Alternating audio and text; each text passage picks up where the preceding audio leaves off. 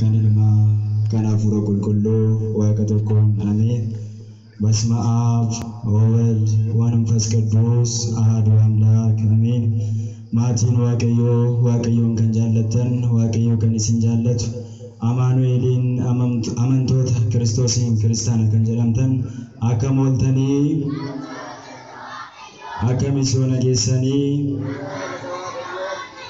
ameen. waaqni keenya cubbuu fi daddarbaa keenya sunitti lakkaa'in akka arjummaa fi dhiifama isaatti cubbuu keenya badisa keenya nuuf dhiisee dhiiga dhangala'uu malee lafee cabuu malee oobdii isaa qulqullummaa keessatti kan walitti nu qabe maqaan isaa yeroo hundumaa kan galatameef kan eebbifame nuuf haa ta'u. Mikaa'el ulfaadhu hangafa argamoota humna waaqayyoodhaan kuffisee diinota kanaaf ansi waama naaf kottu abbaa koo si waliin anbaa bara jireenya koo. Mikaa'el ulfaadhu hangafa argamoota humna waaqayyoodhaan kuffisee diinota kanaaf ansi waama naaf kottu abbaa koo si waliin anbaa bara jireenya koo. Ana baadee jiru mucaa koo naan jettee sana yaadu akkoo jireenyaatti jijjiirte maqaan kee ulfaatu hangafa argamoota maqaa kee nan moo'ee har'allee diinota.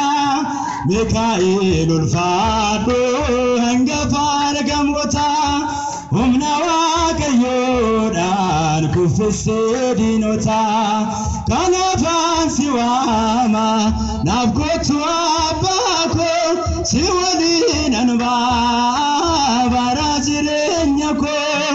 Diinonni koo hunduu naannoo koo marsanii fakkeenya Mikaa'el fudhachuun kaanii. Mikaa'el todoofe boqoon isaanii bu'ee ani hin sodaadhu si waliin anba'ee. Mikaa'el ulfaadhu hangafa argamoota humna waaqayyoodhaan kuffisee diinota kanaaf ansi waama naaf kottu abbaa koo si waliin anbaa bara jireenya koo. Seenaan koo haroomee dhaabbadheen faarfadhaa hangafa argamoota maqaa keen jajadhaa. Diinonni kun jiraan hundumtuu orommanii egaa hin sodaadhu nan faarfadhaane. Mikaa'el ulfaadhu hangafa argamoota humna waaqayyoodhaan kuffisee diinota kanaaf ansi waama naaf kottu abbaa koo si waliin anbaa bara jireenya koo. Gargaaraadhaan erkoo afoomiyaa boo'insee waammaadhaan naaf kottu abbaa kiyyaa. Walaalee cubbuuti nyaatame akka nafne Mikaa'el naaf kaadhu maaloo akkan banne.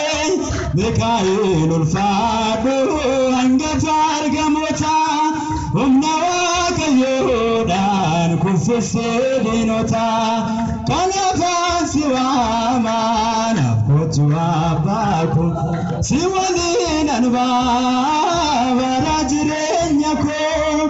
Mikaa'el ulfaadhu hangafa argamoota humna waaqayyoodhaan kuffisee diinota kanaaf ansi waama naaf kottu abbaa koo si waliin anbaa bara jireenya koo.